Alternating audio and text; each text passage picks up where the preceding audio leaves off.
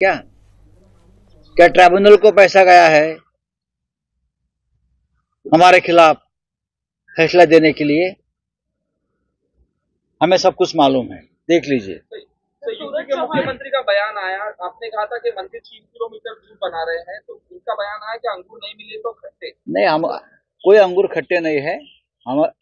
हम अंगूर के लिए काम नहीं करते, अंगूर वाले आप हैं। जो फैक्ट सामने आया है उसके तथ्य के आधार पर हमने बात की। अब सिर्फ मैं नहीं बोल रहा हूं, बहुत जो एक्सपर्ट है ये उनकी बात है। इस शुभ अवसर पर मैं किसी के ऊपर टीका टिप्पणी नहीं करना चाहता हूं। योगी ने ये भी कहा है कि रामचंद्र के ऊपर कोई नहीं है, शंकराचार्य को लेकर भी कहा के ऊपर कोई नहीं। कल तक तो शंकराचार्य सब कुछ थे इस देश में हिंदुत्व के लिए। अचानक आप शंकराचार्य को मानने को तैयार नहीं है।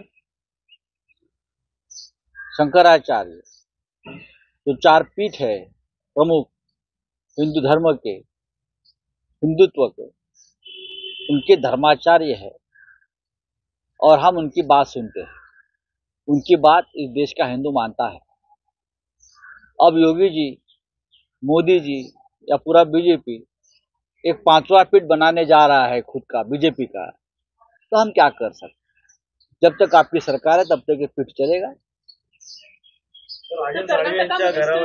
बोला काय हो गया? अभी तुमचं काय आहे?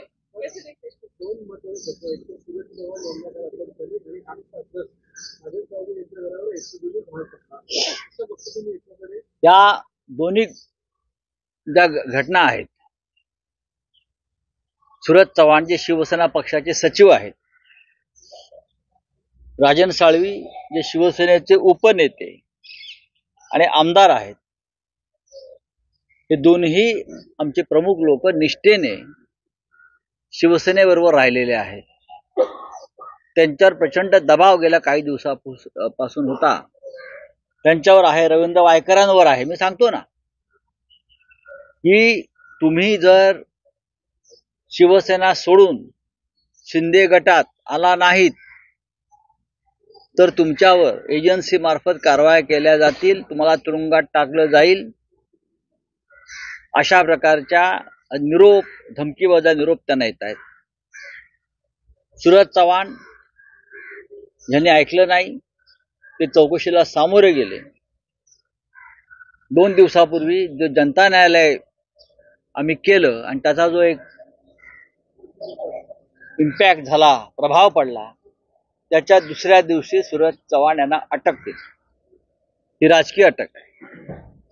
मुंबई महानगरपालिकेनं कोरोना काळात, कोविड काळामध्ये अत्यंत उत्तम काम केलंय.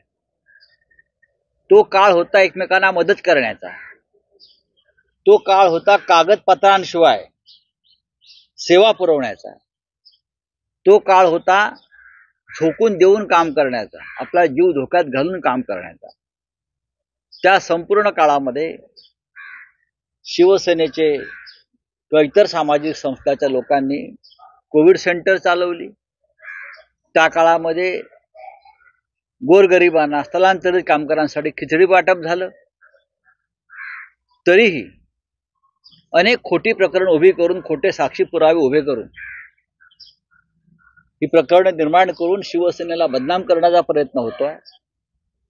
आणि काल सुरज चव्हाणांना अटक झाली. लोकांच्या चौकशा सुरू आहेत. आम्ही त्याला सामोरे जाऊ.